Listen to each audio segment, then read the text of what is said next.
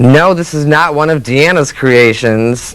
Instead, we decided to do something totally unique for you. We brought David Hill and Tim Moores from Erland Productions and Effects to do a total makeover, and Brian here as a creature.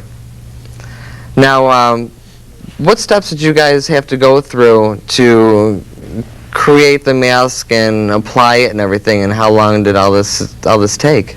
Well, a lot of people don't realize that it is a long, drawn-out process just to make a prosthetic for someone, because first you have to make a life cast of the person, and once you've made a life cast of the person, you now, is that made with plaster, like over? Yeah, well, you do alginate over the person's face, and then plaster bandages over that. Then they take it off, and you fill that with plaster or ultracal, and then you have the finished product, which is a bust of the person's face. And from there, you build your sculpture onto it, what you want your creature to look like. We use like clay over that. Yeah, to using create. plasticine clay.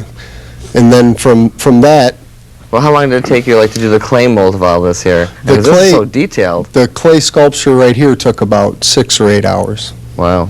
And from there, from the clay sculpture, you make a negative mold of it. And then once you've made your negative mold, you clean off your life cast, clean all the clay off of it, and you take the positive, which is the bust, and the negative, which is the mold, and you mix foam latex up, and you pour it into the mold, and then you push the two together, and you put them in the oven to bake. Now, in the oven, it usually takes anywhere from 2 hours to 4 hours. And from that, once flushed against his face, then completely contoured. It's custom made to the individual. Once you've had the prosthetic made and you take it out of the oven, then it comes down to applying it. This particular prosthetic here is in three pieces, which is the forehead, the center of the face, and the lower jaw. And then it's all applied to them. And the ears are separate, too. They go on separately. Can you hear? Oh, yeah. Can you hear to this? How does that feel in your face? It's very comfortable. Oh, it is? It's not like a rubber mask. A rubber mask, you get hot and sweaty. This is foam, so it breathes with you and it moves with you. Very flexible. Now, Erland Productions and FX, what else is your business involved? What other things do you do besides making masks? We do mechanical effects. And which, like? Dealing with mechanical effects, Tim is the makeup effects coordinator for our company, and I'm the mechanical effects coordinator, or physical effects as they call it now. And basically what we do is any type of physical effects that's required, from a leaf falling into the scene at the proper time, to wind, rain, snow. We create simulated fires, make it look like a house is entire flames, all the way up to extensive pyrotechnics where we blow things up, do explosions, bullet hits for... Now you do this for what, movies and videos and... Yes. We've done, like, Lady in White, I assisted the special effects guys on there and creating rain, snow, making it look like it was a snow effect. And we also simulated, like, the building was engulfed in flames, where after like a 4-hour fire, it actually did very minimal damage to the building. Nightmare on Elm Street, we did things like pyrotechnics for the squib work, simulating walls bending, mirrors shattering all at the same time. Oh, you worked on Nightmare on Elm Street? Yes, 3 Dream Warriors. Oh, wow. And then from there, like we can do just about anything that is required outside of video effects. Now, you're working on a movie right now that's they're working out of Rochester on, aren't you? Yeah, we're on hiatus from that movie right now. That movie's still in progress. It's just now finishing up at the Cannes Film Festival.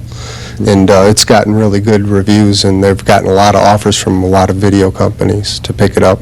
We did a lot of physical effects on that movie. We did some wire gags, levitated a kid, levitated a bottle.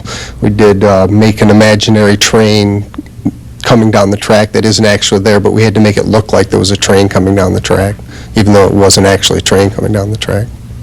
And what kind of things do you have to offer Rochester as a business now? I mean, you're doing all these things on a grand scale. What other things do you do locally? Well, basically besides the makeup effects and mechanical effects, we also offer, like we've done in the past, we've done seminars for elementary school kids, because a lot of school kids, they'll watch films and they'll have nightmares thinking it's real.